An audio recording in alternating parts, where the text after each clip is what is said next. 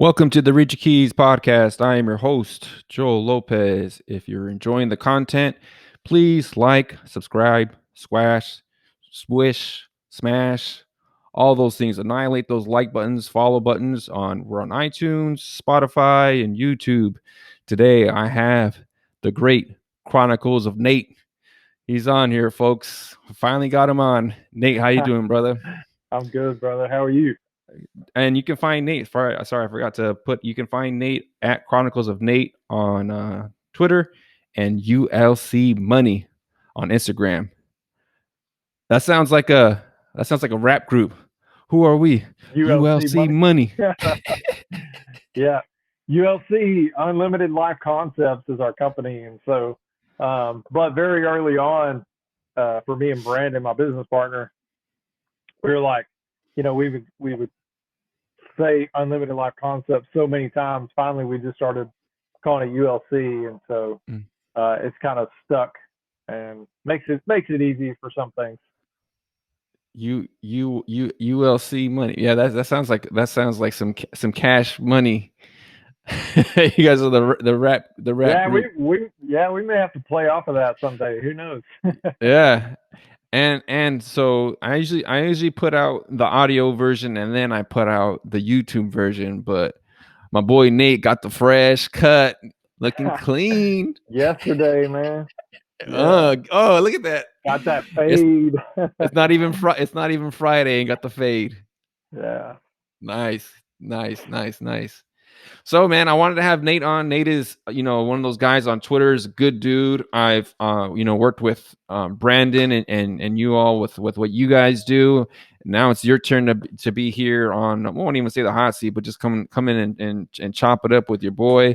I enjoy talking to you on Twitter. I know you're growing the Instagram as well because you guys are doing some good things there. But what's going on with you right now, with ULC Money, with Brandon, and just other things as well.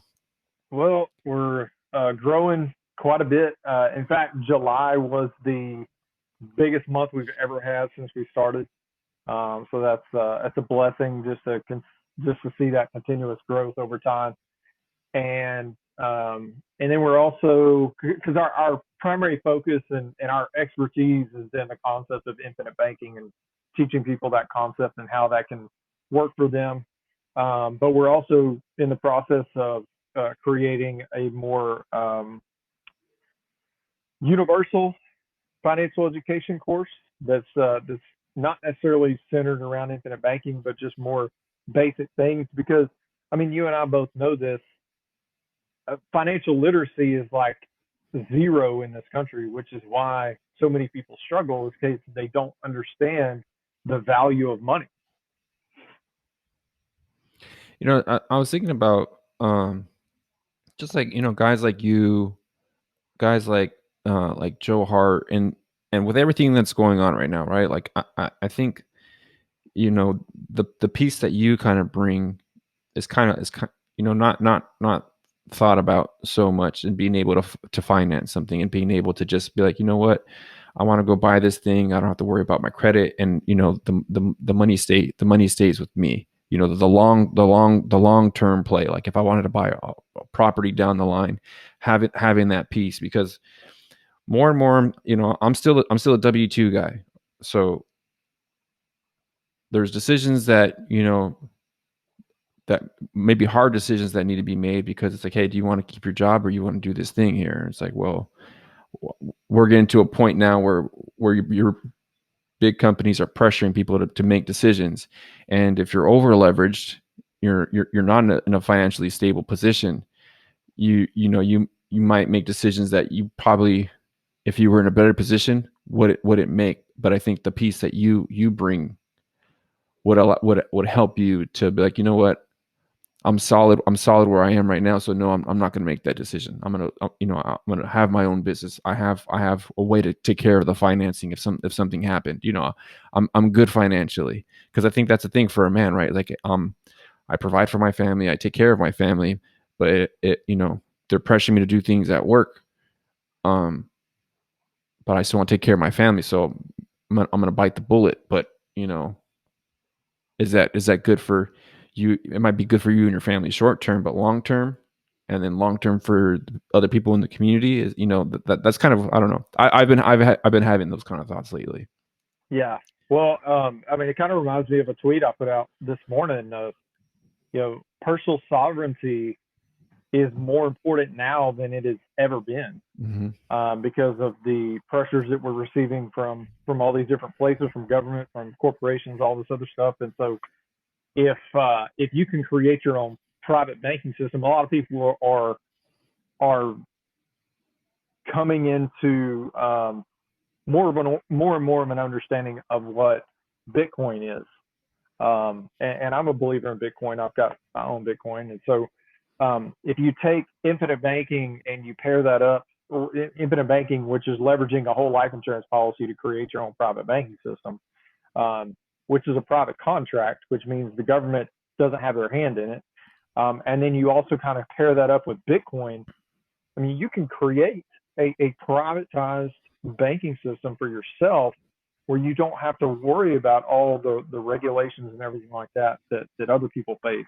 And you don't have to worry about all the pressure of the banking system in general driving the value of your dollar down instead of driving the value of your dollar up. That's a great term, personal sovereignty. I know, because you think of like liberty and independence, but really, what a lot of people want is the personal sovereignty. Just leave me alone. Like, Yeah. I wanna, do my work. I want to go about my business. I want to, interact with my family and my friends, and t-ball games on Saturdays and barbecues. It'll, leave me alone. Like, you're making things, you're intruding into areas that really you have no business being in, but because there's, people's livelihoods are at stake, you allow the intrusion, because it's like, well, what's the phrase? It is what it is. Well, it is what it is. It's like, well, we're is what it ising ourselves, into losing that sovereignty. Yeah. And so how did you come about, like, having is it just, watching? Because I think you and I are about the same age, and it feels like, hey, before it was like, hey man, do what you're gonna do, and you're cool over here. But now it's like, man, why are you so far up in my business for? Why's your hands in my pocket? I mean, that be part of it too, right? It's now you realize as you're older, it's like, dang, I got to pay for all this stuff over here. Like, man, get your hands out of my pocket. Yeah, the older you get, the more aware you come. Well, the more aware you become of just how intrusive government is. Um, and but yeah, we're definitely at a point right now in our lives. I would believe that government has never been more intrusive than it is right now Mm-hmm. for us. Um, and just like you said, we want to be able to just live our lives and raise our families and like just just like why are there all these um barriers that are put in place that like hold people down? Like I don't Mm-hmm. understand that. Mm-hmm. But the reality is there's evil people in the world who want to control us and want to control other things. um and of course we know that we have an ultimate enemy in Satan, and Mm-hmm. he's active and he's doing all these different things out in the world and manipulating people. And so, fortunately for us, being believers, we know that at the end of the day, God's still on His throne, and one day everything that's happening right now won't even matter. Mm-hmm.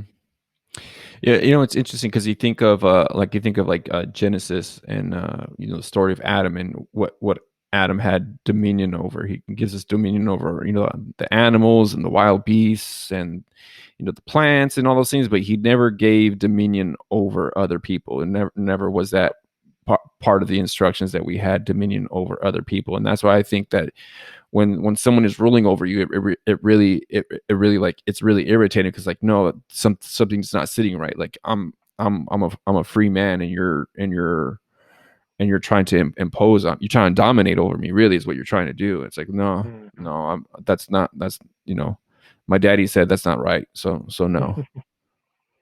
Yeah, we all know. I think we have this innate desire just to be free, to have freedom. We all know when our freedoms are being imposed on, we all know that that is a problem. Like there is something fundamentally wrong with that. Um, so to be more aware of it now than we've ever been, it's a situation where we can, um, we can be men of conviction. Mm-hmm. I think I actually tweeted this out not long ago. We can be men of conviction, or we can be the boys of the fall. Mm-hmm. When it comes to just what could take place if we don't stand up and make this, because the government doesn't want us to know how powerful we actually are. They would Mm-hmm. love for us to believe that we are in a minority and that we are weak. Mm-hmm. Um, and a sovereign person, someone who believes that they have freedom and that they have the power of choice and everything like that, those people are hard to control. Mm-hmm. So just like with financial education and nutrition and everything else like that in our lives, the reason we're not taught about money is because they want us to be controlled. Mm-hmm. Don't want us to know all the things about money. They don't want us to know about leverage. I mean, I went to school for business and finance, and not a single professor taught me very, very simply about the power of leverage. That blows my mind. Mm-hmm. Which is something that I can teach somebody in a 5 minute conversation. Yeah. So I actually, I think it was like last year. I put a tweet out and I said, "Hey, take this 5 minute challenge. Book a call with me for 5 minutes, and let me teach you something." And I had a bunch of people who signed up for that, and every one of them came away were like, just wow, like I can't believe you actually did teach me something in 5 minutes. That they're Mm-hmm. blown away. But yeah, we're not being educated to be empowered in really any aspect of our lives, which is why self education is so important and why it is so powerful. Because there are people who figure things out along the way that weren't taught by our education system, weren't taught by the government or anything else, that Or their are parents. willing, yeah, or their parents that are willing to actually that care enough about other people that they're willing to share that information with other people. Yeah. And so I we're think that's what's fortunate that we can tap into those things, those experiences, those that wisdom from others. yeah, I think somebody had posted something about like social media is it a negative? And there's people like Jeff Putnam and Amir like I think social media has been great. I mean I've connected with people like you, guys like Joe Hart, and then just the nutrition aspect of it. It's like I'm not young anymore. Yeah, Taking care, like I'm probably eating better than I have like since my 20s. I'm working out more because like you're seeing people like hey, these are the workouts I do, people who are the same age or younger, and it's just like it's very very encouraging. It's like you got guys like you. It's like, hey man, take care of your money, because that's a pillar that you need. If your money's not strong, then your fitness, that those all you need to be strong in all those areas. And you can see, you can be encouraged and be like, hey, all these people like you and the Tyler, they're all encouraging you to be better, because if you're better, then I think the country is better. And you can have the fortitude to say, you know what, like, no, you're not gonna dictate to me what to do. I'm a free man. This is America. We're a free people. But if you know, unhealthy, financially over leveraged with consumer debt, relationships are bad, and just watching TV all day, it's like, you know what, like you don't have the fortitude, the energy required to stand up for yourself. Because I mean, that's the people that get bullied, right? The people who get bullied are the ones.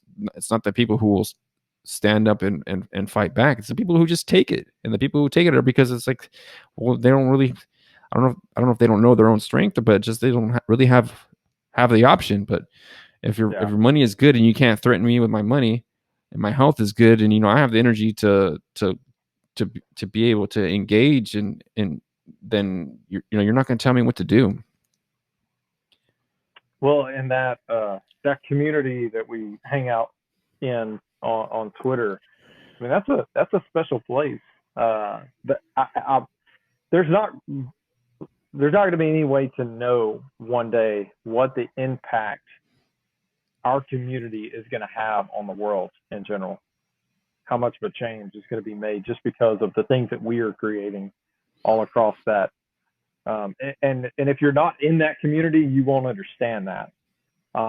But there are things that are happening. There are people who are being empowered with all kinds of information that are going out and making huge changes in other people's lives. And Hmm. that's just that ripple effect that we see that just continues on and on and on. And I'm fortunate enough just to have awesome clients that I get to work with, like you and so many others. That that education piece, we're putting that in you. So the hope is that you continue that on to the next generation and the next Hmm. generation, because if that education continues, then that ripple effect alone means that 6, 7, 8 generations down the line, people, your your lineage, they may actually know your name and know what you did for them. Hmm. Or yeah, because right now you're lucky if like 3 generations up. You're pretty lucky. Like I don't know Yeah, anybody past my grandpa. I don't know.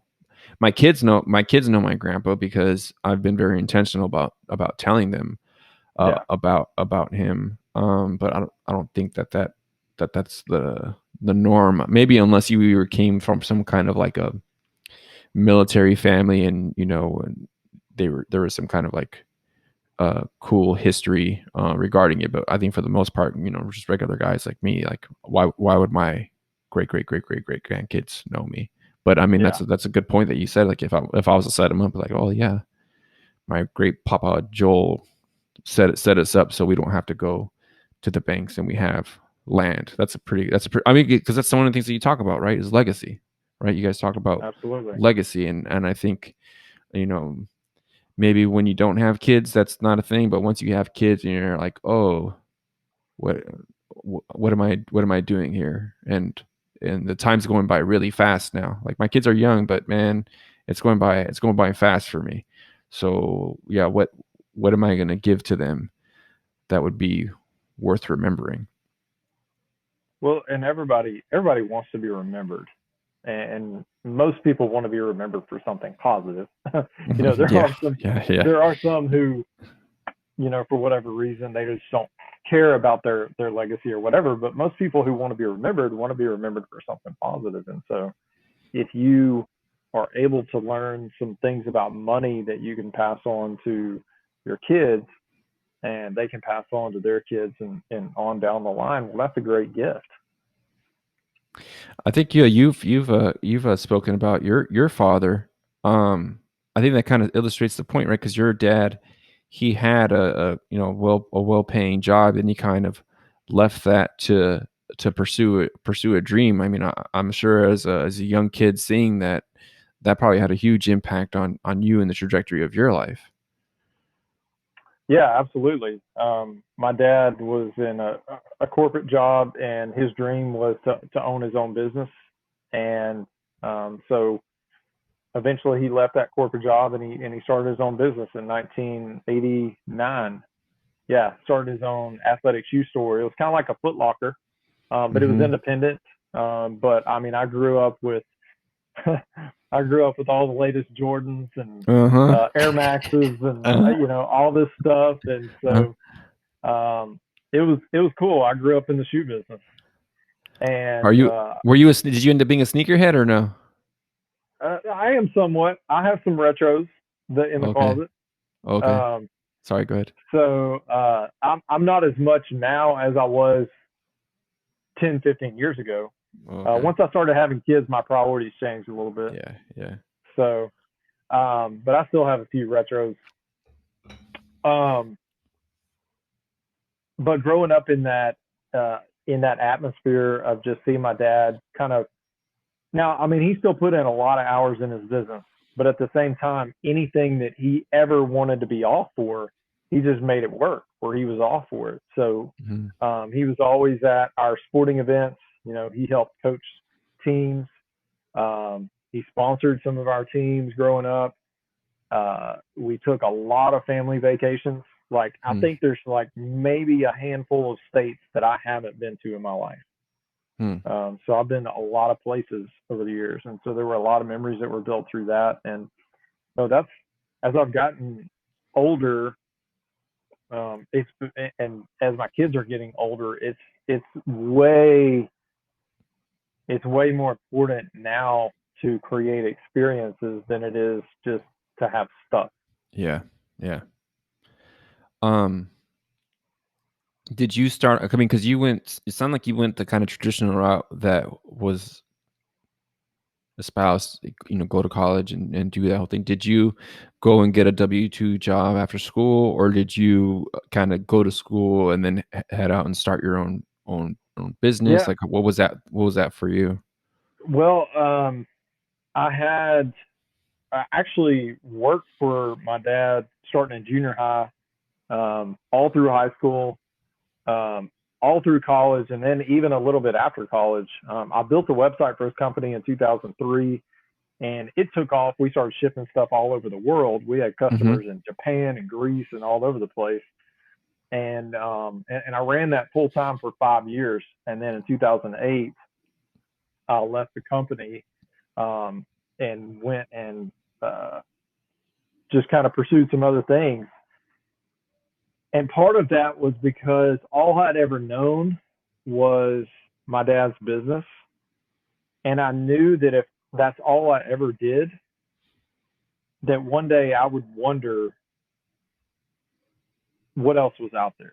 And, Mm-hmm. and, and I was already kind of at that point in life where I was like kind of wondering what else was out there.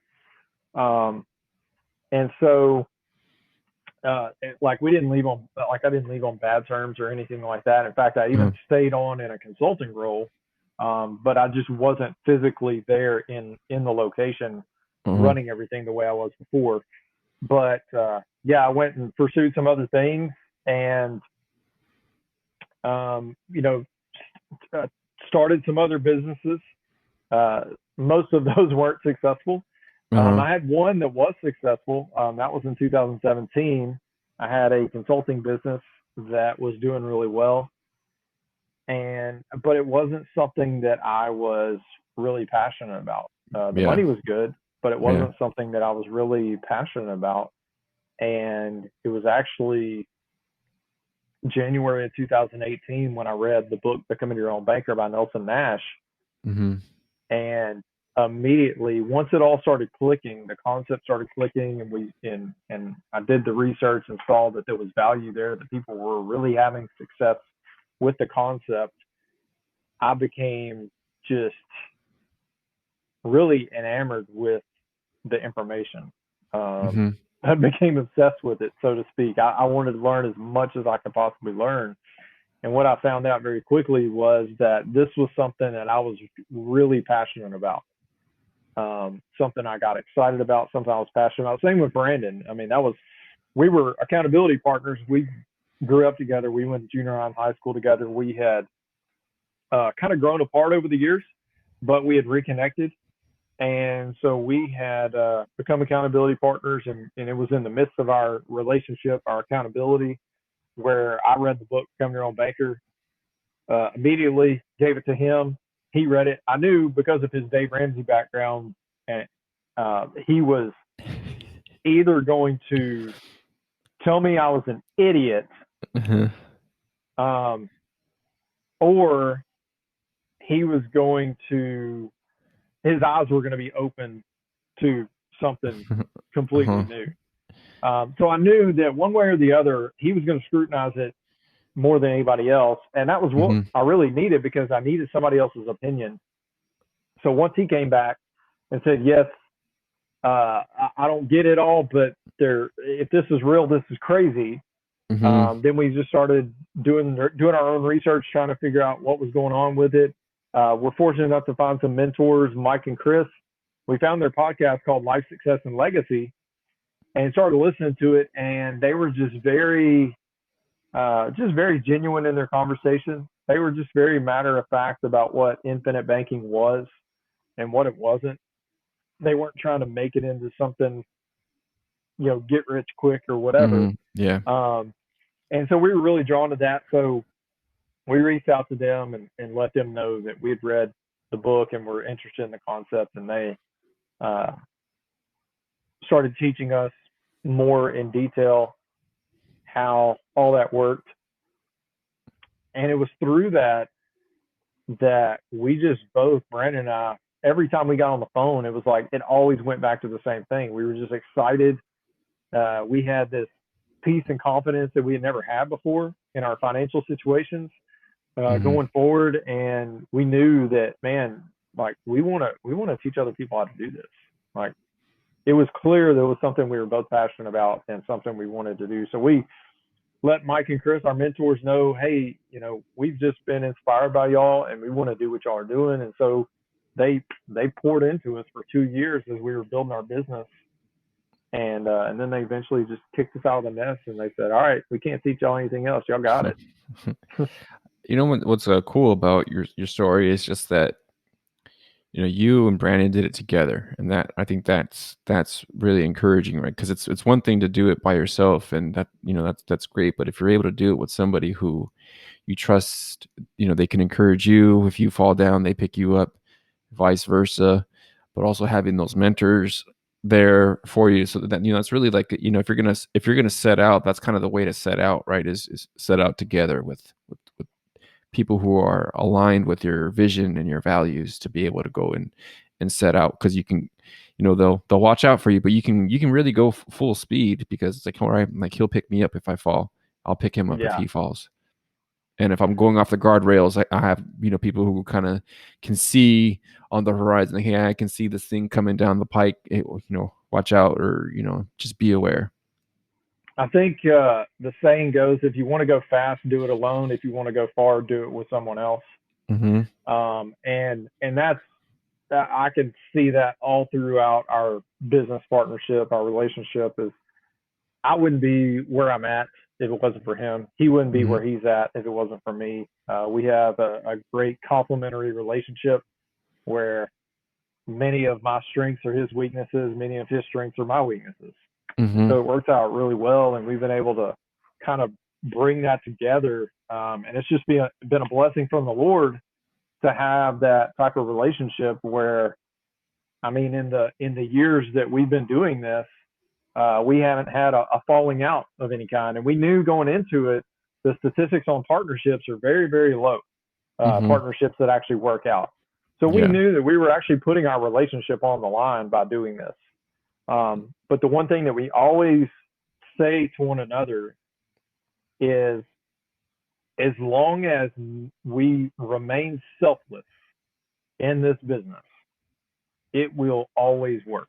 Does And the so, history that you guys have together play a part in that? Because it's one thing to, say you knew him for a year or two. You guys are childhood buddies, but yeah, that also means that you're putting a lot more on the line because you were childhood buddies. Not like, if it was a year or two friend, like, I'm used to this guy not being around, so if it falls apart, it would hurt. But like your childhood buddy, that's you're putting on the line to be aware that that's what you were doing. yeah, yeah. We've known each other now 28 years. Went to junior high and high school together. Our families are still friends. We went to church together. So yeah, we've known each other for a long time. Um, but our logo, the designer we worked with when we came up with this logo, the reason that we created it the way we did is the arrows pointing up really signify two different things. One is that we honor the Lord in everything that we do, so we always look to Him. And second, it represents guaranteed growth, because that's what infinite banking offers, is guaranteed growth with your money, Mm-hmm. by leveraging it in that safe environment. Um, but so remaining selfless and just honoring the Lord, as long as we keep those pieces the priority at the front of everything, then man, we're gonna last a long time. Yeah. Yeah. No, that's really smart because I think most people when they're starting a partnership, they just, it's like, hey, they're looking at the dollar signs. It's like, oh, there's this huge opportunity, but not realizing that they're putting their friendship on the line, and what are the values that if you do understand that you're putting on a line, how are you going to make it work where you know I don't want to speak for you, but I would imagine that it's like, hey, like, you value Brandon over the business, and so like you wouldn't want to disrupt that relationship, and vice versa. Because I've spoken to Brandon, he's a sweet dude. Yeah. But that's just the impression I get from both of you guys. Like, hey, when it comes down to it, you would value each other over the business, but also like, how can we make this work, because you want to make it work. Yeah, and it's so apparent through our conversations that we have whenever we're thinking about a direction we want to go in. Um, it's amazing how aligned we are in so many different things. And then even in we made giving a priority in our business. We set aside a percentage, a certain percentage of every dollar that comes into our business goes into our giving fund, and then we just wait for God to open the door for us to be a blessing to somebody in some way. Mm-hmm. And opportunities show up all the time. And 9 times out of 10, if I see an opportunity to help somebody, I'll message him or call him, and I'm like, hey, here's this chance to do this. How much are you thinking we would want to help out, money wise? And 9 times out of 10, we're thinking about the same amount or very, very close to the same amount Mm-hmm. Mm-hmm. that we want to do. And so most of our conversations are just very, very easy when it comes to money because we do really view it as a tool more than anything else. It's not something that we get real emotional about that we want to, I mean, because especially when ahead of time when that money comes in because you already have it earmarked to go be a blessing to somebody, it's really exciting to see it leave. Mm-hmm. It's more exciting to see it leave than it is to let it just sit there and accumulate inside the account. Right. So knowing what that money was created to do, which was to go be a blessing to somebody else, it's awesome to be able to send it out and see that happen. Um, and we get more excited about our giving fund than we do how much money we're making. Yeah, because I I don't know. I'm at the point where there's really not that much that I want. I mean, I'm not wealthy by any means, but there's really I like watching college football on Saturdays. I like hanging out with my kids. Like, we just did a vacation. Like that's the kind of stuff. Like, I don't need, I'm not a rollie on the wrist, guy. So, that doesn't really do anything for me. But what I think Yeah. is interesting, Nate, is I was speaking to Andy Strom, the sales king. He Yeah. does something similar where it's like, hey, I have my money for my offering. When you feel that tug, you're gonna go ahead and give it. And I think that's a conversation that a lot of business people don't have, but even we'll just say Christians, they don't have that conversation either. It's like, hey, we have the money here for our tithes, but we have the money for our offering, and it's not a coincidence that you're doing well. Like, that is not, and there is not an accident that you're doing these things and that the business is doing well. Yeah, it's one of those things where unless you give, you'll never understand the blessing that comes from that. There's a lot of people who don't make giving a priority, like you said, and it's because they don't understand that there's a blessing that comes along with that. All they can think about is just money leaving their life, but they don't think about that actually being a deposit into someone else's life, Mm-hmm. and it's a deposit that pays dividends in some way. Mm-hmm. Now, it may not pay dividends directly to you, but it's going to pay dividends somewhere out there. And and that's the point in sending your money out is you don't always have to see the return on that monetarily or in any way because when I send money out to help somebody else, because it's already because God has already laid it on my heart that that's what I'm supposed to do, then I know that I've been obedient. I've done what I'm supposed to do, and then from there, it's completely in His hands. I wanted to ask because you have a history in working in a church, and this is for Christians. I heard that maybe if you have a church, 20% of the members tithe. It might be lower, but I think I might be overestimating actually. Does that sound about Yeah, right? that's probably about the rule of thumb for church attendance is about 20% of the But then members, in but and really that's through tithe and offering, but that's also through the work in the church, volunteer work and things like that. Typically about 20% of the membership is going to be doing most of the eight, work in the right, church. right. And then you're including in that 20%, the volunteer work, the maintenance of buildings and stuff like that. So it's actually a smaller number, but then there's probably even a smaller number of that actually gives over and above the tithe, correct? Right, right. Because the reason I'm kind of bringing it back is I know I talked to Brennan about Rabbi Daniel Lapin. I'm not sure if you read any of his books, but he brought the tithe into a different sphere. He was like, you want to give the tithe because you're used to giving it out and getting things back, because for the church, there is that struggle just like anybody else of like, oh, now I have less. But if you're in business and you're doing your marketing, you're sending stuff out and you're expecting something back, so you're still you're building that same, putting money out, and I'm not going to get the immediate return of like when I buy a shoe or I buy a car. Like, you don't get that instant gratification. It's like you're putting it out in faith that the marketing goes out and that your business is going to grow. You're putting it out in faith that the tithe is going out and that the windows of heaven are going to open up. Like, you're building that faith muscle. Where I think a lot of Christians could use that encouragement and seeing like, hey, Nate's doing well, that Andy's doing well, that Joel's doing well. Because like, I don't make a lot of money, but I tithe. I've always had a roof over my head. I've always had enough food on the table.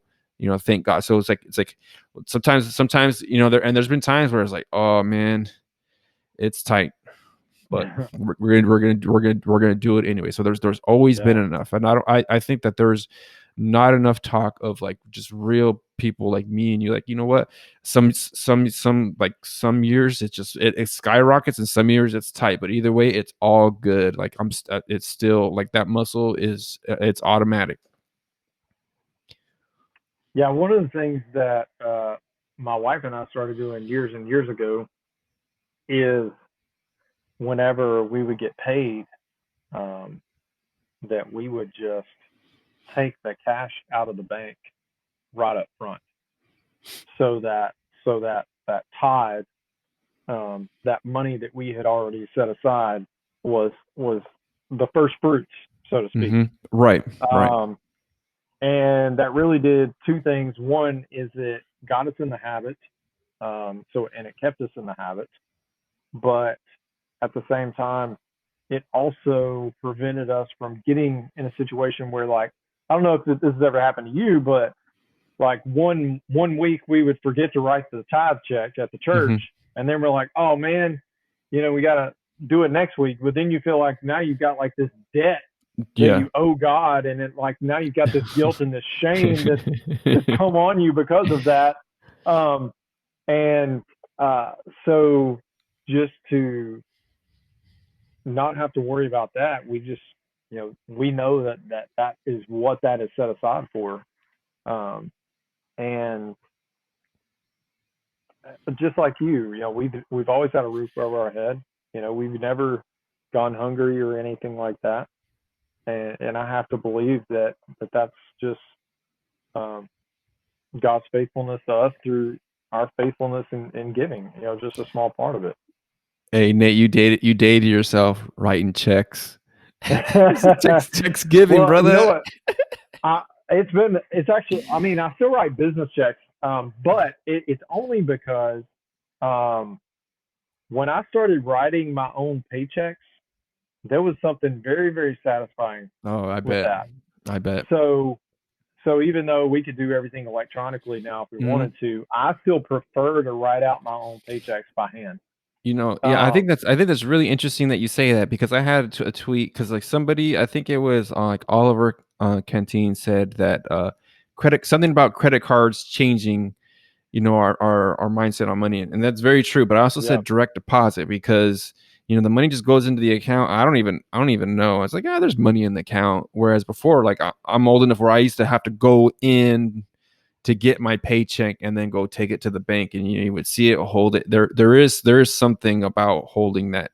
There is something to that. I mean, can't explain it, but there is something there. yeah. Well, it was funny yesterday. My son was in the band for a few years. He played trombone, and then as he got into high school, he started playing basketball and became really passionate about basketball, less passionate about playing trombone.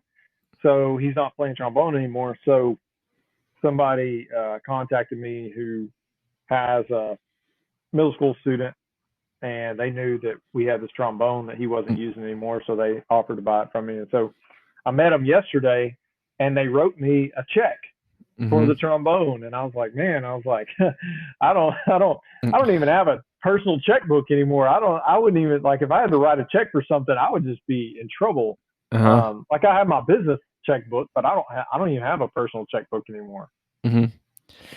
So There is something though too though, like I'll normally do my regular tithe text giving, but like I've given a few offerings, and it's like I'm gonna write this one out. I don't know if it's in my head it's like and the tithe is important, but the offering is like this is my step out in faith. So we still write checks. My wife is the one that has the checkbook because I'm always like asking her where the checkbook is, but when we have the offering come through, it's like somehow if I hold it and I pray over it, somehow that it's like, hey, it's like, I'm being obedient, I'm being faithful to what it was that I heard.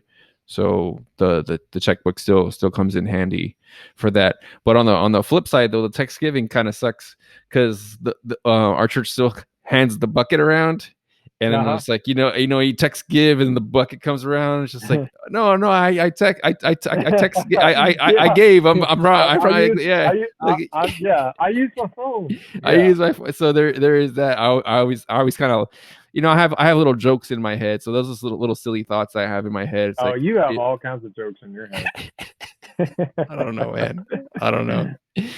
But it's like For those of y'all who are listening right now, Joel's one of the funniest people on Twitter.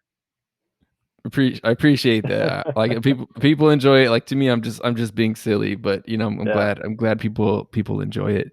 One of the things I did want to ask, speaking of your son, is I know that you had a tweet maybe about a good year ago, and it was to the effect that like your son had gone to the father of a girl he wanted to ask out, and he asked her out, something like that. And I was like, Yeah. wow, like that is like I wouldn't have done that. And I think I'm pretty traditional, like to go and like as a teenage boy, the father of the girl you want to date is very intimidating. Yeah.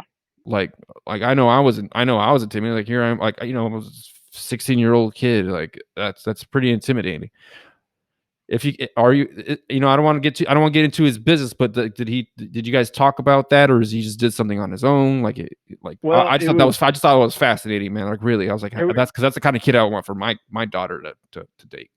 well, fortunate enough, like the girl that he was interested in comes from a real strong family, Mm-hmm. uh, strong conservative family, and that was actually the dad's rule is if you want to date Oh, my daughter, you got to come talk to me. okay. And so he told me, he said I had to go talk to him and ask Mm, him, and I was just like, I was so impressed by that because I know there's probably a lot of guys who would just be like, no, mm-hmm. I'm not gonna Yeah. fool with that or whatever. So I was just really impressed by that whenever he told me that he actually had to go talk to her dad in order to date her, and they're still dating. And Oh, I mean, like I said, she has a great family, and if they ended up together long term, it wouldn't bother me at all. Yeah.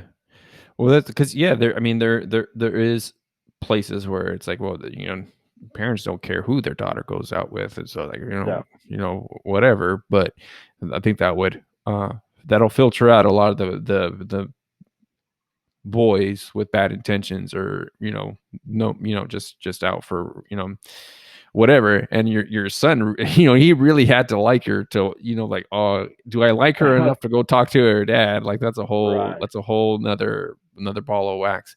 That is interesting though. Do you have boys and girls? I do, and having the girls, my two boys are the oldest; they're 14 and 17, and then my two girls are 11 and 8. Mhm. And my my philosophy of dating has changed quite a bit over the years. Because And of so, your experience with what you learned from the other father, or just well, in not general? necessarily that, just in general. And so now, one thing that I'd already decided was that if someone wants to date my daughter, they're going to have to you know, stand face to face with me and talk to me about it. It's Mhm. not one of those things where she's going to come home and say, "Hey, I'm dating this guy" or whatever. Yeah, So yeah, every guy that she dates is going to know that it's not official until until you come talk to me. yeah, yeah. Um, and that part has definitely changed. And really the idea of courtship is something that is more important to me than it was when I was a teenager. Mhm. Um, and a lot of what my son does with his girlfriend is just go spend time at her house with their family together. Mhm. Like they do a lot of things, but they don't really go on dates by themselves. Oh, really? Um, so I mean they'll run and grab food or something like that. But as far as Yeah. like an official date, they don't really do that because their family prefers Being that around. yeah, all being around. So Mhm. and I can appreciate that, and I like that idea because from a Christian perspective, everything has a natural progression, and so when you start dating someone, if we're talking about like abstinence or something like that, because Mhm. um, we believe that in a Christian faith we believe that sex is holy and Mhm. God created it between a man and a woman who were joined in marriage. Marriage. Right. So, but everything has a natural progression, and so kids start dating, they start holding hands. Well, eventually, holding hands leads to other things, and leads to other Right, things, right. and leads to other things. And Right. unless there are some boundaries that are set in place, eventually that relationship is going to go further than it was intended to go Right, at that right. stage. Mhm. Um, so having those boundaries in place and having some accountability and things like that can be really beneficial for young couples. Well, the thing too is you like as a young man, you get to figure out if you actually really like the girl, right? Right. Like you can progress so quickly in the physical. That's fun and easy. Like that's fun and easy. But do you actually like talking to the girl that you're dating? Like my wife and I, we were long distance, so I got we're we're we were long distance, and I had to use a calling card to call her because it was long. As long distance was, this wasn't cell phones. Like, hey, just let me Yeah. call you whenever. So I got an hour a week to talk to her, and it was like, and so when we did that for years because we met young, and so Yeah. I think that's really cool. What your son is doing, and the young lady. To have a father that is very very much aware, because it just speaks to the value that he has for his little girl. It's like you're not just anybody's going to come into this house and take you out. Like I think of like if you had a suitcase full of $1 million, are you just going to let anybody come in and take that suitcase? Like you wouldn't think twice. Like no, you're crazy. But like people let their daughters go out with whoever without even meeting the person. So it's like, well, where is the value at? But I think that's Yeah. great to vet, man, and to take it slow because people It's just easy, and they're inundated in the culture with what it's supposed to look like, and that speeds things along, and that's a whole other battle. For dating is the music, the movies, the images that they're shown to Yeah, see that families like you and this other family that's honestly refreshing, because that's what I want for my kids. absolutely. And so, like your kids, are you pretty involved with them in like sports and things like that? Do they have you said your son is playing basketball? Yeah, my two boys both play basketball, and I play with them as well. Yeah. I'm out there uh, mixing it up with them. You you po- Whenever you they po- you posted them up using that grown man strength on them? sometimes, sometimes. No, my oldest son, he's pretty good. He's built pretty He, good now too. He's he, he 17. he's He's kind of in his he's prime, getting into his like high school prime anyway. he's faster than me. He can jump higher than me. Um, he can handle the ball. Like he's pretty good. Yeah.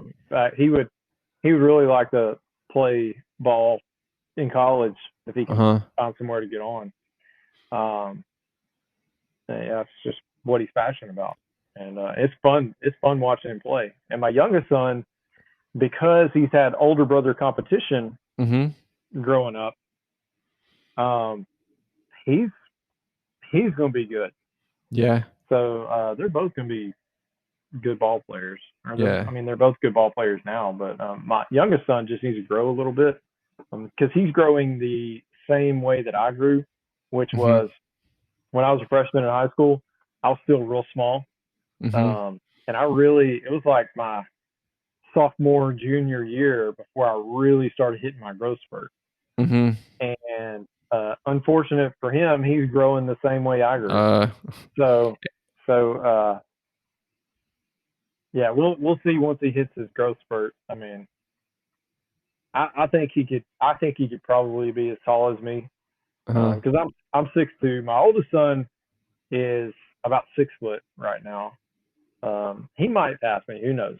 He's yeah. definitely bigger than I was when I was his age. He's But built thicker. yeah, Okay. yeah, because I was when I graduated high school, I was 6 foot, about 150 pounds. Like Okay. I was a, I was a skeleton. Like my, Yeah. Yeah, yeah. anyways, yeah. So I grew 2 inches after I graduated high school, and put on about 30, 40 pounds. You're like, Um, that would have been helpful 2 years ago. yeah, yeah. Um, but yeah, we play basketball together, and then my girls, I've been coaching their softball teams and stuff like that. They like to play softball, and one of them's into basketball. One of them is not as much of a fan of basketball. So, The but boys the boys don't play football. It's a religion out there, man. neither one No? of them were. Really? Neither one of them wanted to play. No? My oldest son just loves basketball. Just Uh, that much, huh? youngest son had talked about playing football, but never got into it. And man, honestly, at his size right now, I mean, it might be a little scary for him on the field. Yeah. The Texas boys Uh, don't play around over there, yeah, yeah. huh? There's some big boys out there. Yeah. There's some boys his age that I'm like, there's no way you're 14 years old. Mhm. Like they're huge. So I have a podcast coming out tomorrow with the quarterback from Clemson, DJ Uiagalelei. His uh huh. his dad, his son. Well, that kid in like was as a freshman was already like 6'2", 220. But he has a kid right now who is I think he's a sophomore in high school. He's like 6'5", 6'6", like 260 pounds. Like I wasn't that big in college. This kid's a high schooler, man. It's like this is unreal how big these kids are. I mean, they're it's a lot different than when I was growing up for sure. They're built different. Well, me and Brandon have an indirect connection to Clemson. Our athletic director, head high school football coach in high school, ended up becoming the offensive coordinator for Clemson for several years. Who's His that? name is Chad Morse. Oh, really? Yeah, Yeah, is he at SMU? No, he's at Auburn now, I think. he was at Auburn. I don't know if he's still at Auburn, but actually, no, he left Auburn. Now he's actually coaching another high school team back in Texas. He decided Oh, to he's go back back into there. high Okay. school. Yeah. Yeah. Yeah, So he was there when they took he went to off. Clemson. He was at Arkansas. He was at SMU, Arkansas. and he was at Auburn. Yeah. Yeah. Wow, man. That's So yeah, pretty wild. yeah, it's just He it's took something us to about state 2 years in a row, there's and something we about lost those to the the Texas. same team both years. Who was the star player on that team? It had to We be had a somebody running big. we had a running back named Chris Harris, and he ended up going to Arizona University on scholarship. Okay. Um, so, The team that you lost to, who do they have? dude, I don't even know. You don't I remember? don't Yeah. I don't know if they had anybody that went on to do anything. Oh, they were just Um, that well coached and just yeah, that they were good. really well coached. Their coach was actually part of the Texas High School Hall of Fame. Okay. So yeah, they were really well coached. They had a Yeah. solid program. Yeah. I always say I think I told Brandon this. I think I should have been born like in Texas or SEC country because like I love football, barbecue, and Jesus. It's just like uh, like Friday yeah, Night Lights. I'd love. What's that? you'd fit right in for sure. Yeah, for sure. Yeah, for sure.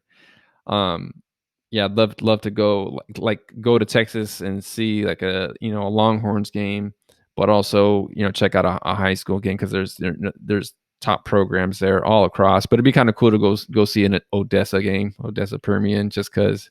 Well, back in the day, whenever I was running the website for my dad's company, Nike gave us some of their tickets to go watch a Longhorns game.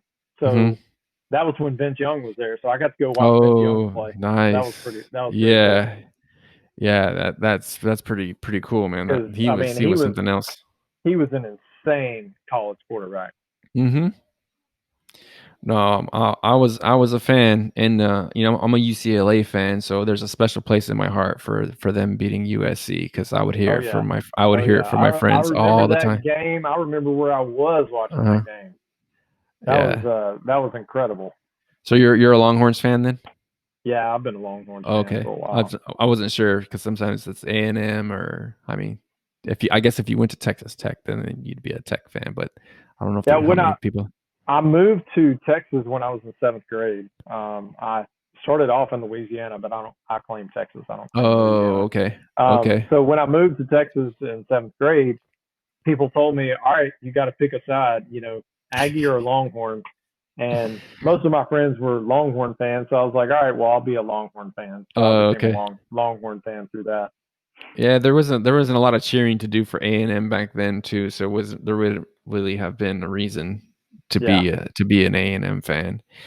I know they used to have those bonfires before, but then somebody got killed. Like that was like 25 yeah, they years had a ago. That bad accident, and I don't remember how many people. I think it was multiple people who ended up dying in that um, crash. accident. I Yeah, guess, yeah, yeah, whatever you want to call it. yeah. Because they But built that thing up it was pretty like a high, right?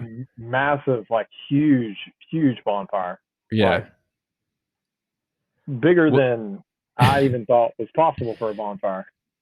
because that's what they're like the agricultural school, right? So the part of it was just Yeah, like, hey, how big and how high can we build it? Because they would just like use cranes and stack them on top of each other. I think. yeah, and they have a good engineering program, and the engineers and all that stuff. I mean, it was like it wasn't just like, all right, let's just stack a bunch of stuff together. Like it was actually planned and Mm-hmm. all this stuff. I mean, they would use like these big, huge. I mean, they would truck in trees Mm-hmm. for this bonfire, and then they would stack them up almost like Lincoln logs. Right. Uh, Exactly. yeah, yeah, but yeah, something happened, some kind of incident, and Yeah. I know multiple people were hurt and injured and killed through that. So Hey, Nate, I think we're the same age. Today is September 1st. Do you play Bone Thugs and Harmony first of the month on the first of the month? I don't.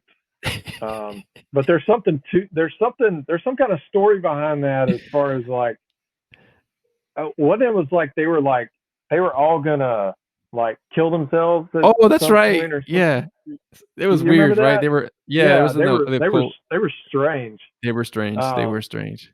like I didn't listen to a whole lot of that growing up, but I remember a little bit of it. Yeah.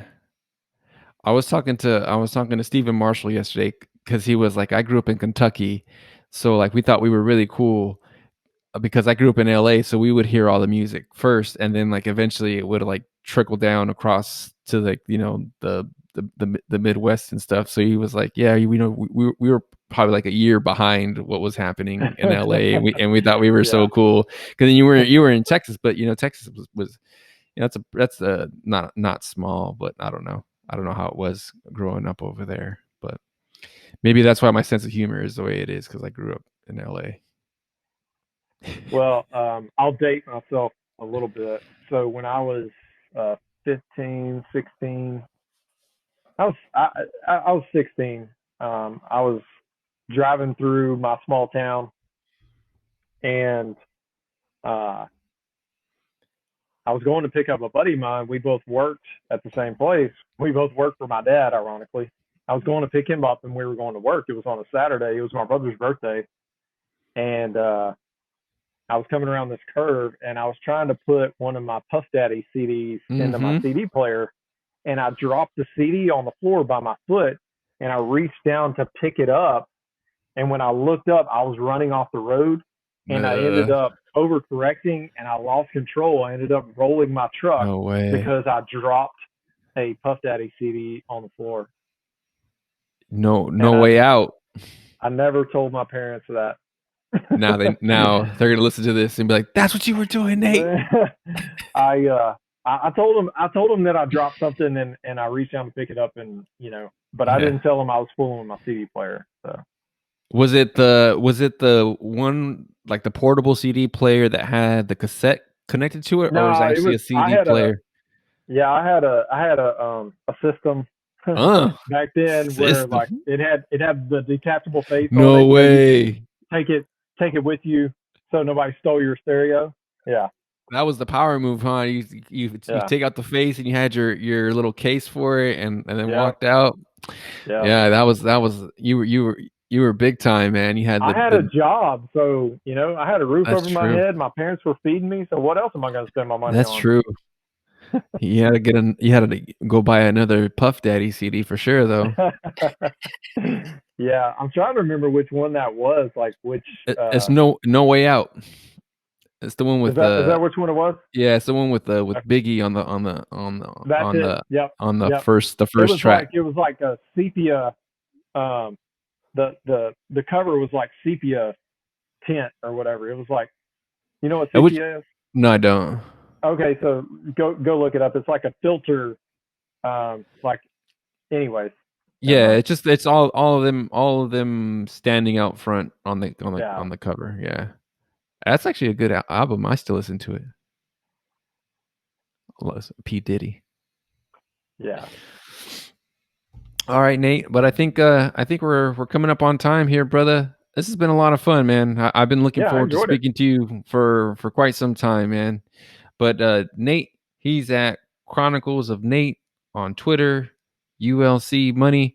Any on Instagram? Sorry. Any last words before we wrap up here, brother? Man, I can't think of anything other than just, if anybody wants to learn about infinite banking, what we do, go check out our course. It's in the link in the bio. And then also me and Brandon are working on just a basic financial education course just to give some people just a good foundation that they're not going to get in school. So we're working on that right now. We've got probably a month or so out before we're able to release that. So we're working on a few different things. We've got some other stuff that we're working on that can't really talk about right now, but Oh, always moving forward and just excited to keep growing. got to keep that under wraps. Something big. I like it. All right. And really enjoyed this, Nate. Thanks so much for coming on. This is the Read Your Keys podcast. Thanks so much for tuning in. Have a good one, everybody.